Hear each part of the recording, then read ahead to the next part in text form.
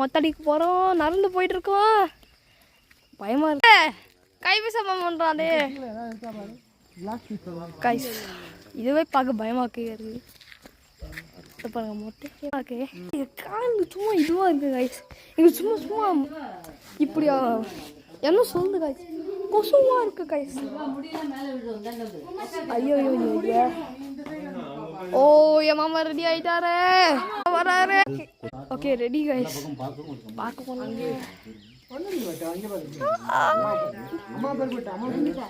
Ready ஆயிட்டோங்க.